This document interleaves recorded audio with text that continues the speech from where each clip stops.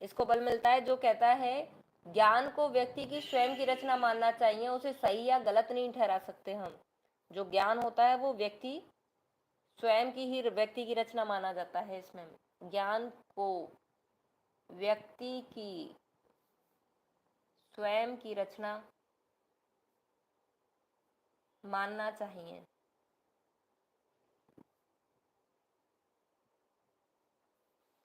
उसे सही या गलत नहीं ठहरा सकते, उसे सही या गलत नहीं ठहराया जा सकता। अब जो जीन पियाजे ने अभी इसमें बताया अपन को व्यक्तिगत संज्ञानात्मक के बारे में, तो जो जीन पियाजे हैं उनका संज्ञानात्मक विकास को चरणबद्ध मानते हैं जिनसे गुजरकर ही सीखना संभव हो पाता है। तो जो ज्ञान है उन्होंने एक पैटर्न बताया था कि ज्ञान कोई व्यक्ति किस प्रकार से प्राप्त कर सकता है।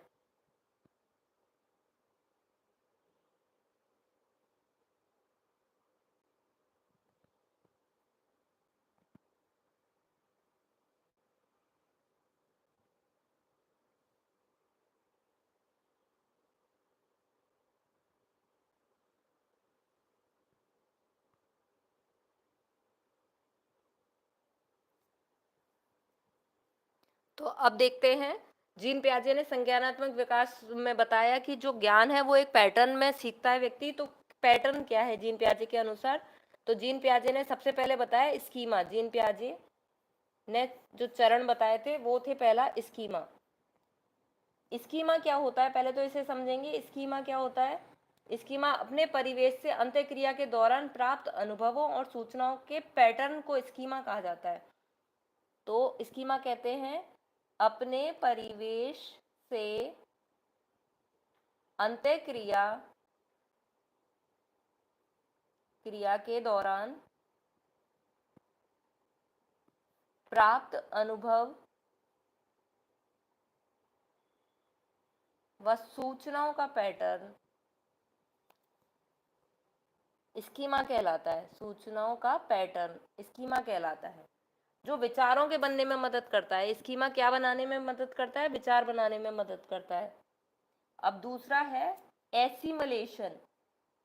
एसिमिलेशन ये क्वेश्चन आ चुका है लास्ट टाइम रीट में।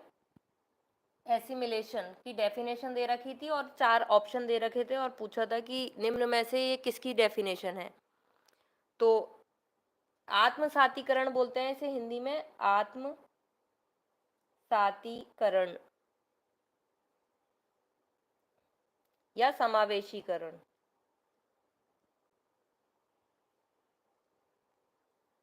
इसका मतलब क्या होता है? आत्मसातीकरण का मतलब होता है किसी नई सूचना या अनुभव के मिलने पर उसको पहले से बने हुए स्कीमा में रख लेने की प्रक्रिया। इसका मतलब होता है किसी नई सूचना या अनुभव के मिलने पर उसको पहले से बने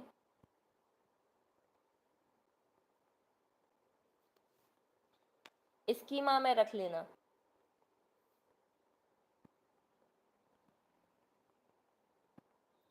और स्कीमा क्या था? स्कीमा था अपने परिवेश से अंतःक्रिया के दौरान जो भी नई सूचना या नया ज्ञान प्राप्त हो रहा है उसका एक पैटर्न बना लेते हैं और फिर उसके बाद उसमें कोई नया और अनुभव प्राप्त हुआ तो उसको उस स्कीमा में अपन ऐड कर लें तो उसको अपन बोलते हैं एसिमिलेशन। फिर उसके बाद इन्होंने एसिमिलेशन के बाद क्या बताया? डिसइक्विलिब्रियम। उन्होंने बताया डिसइक्विलिब्रियम क्या होता है। डिसइक्विलिब्रियम देखेंगे तो इसे असंतुलन कहते हैं। नंबर 3 पे क्या बताया था इन्होंने? डिसइक्विलिब्रियम या असंतुलन।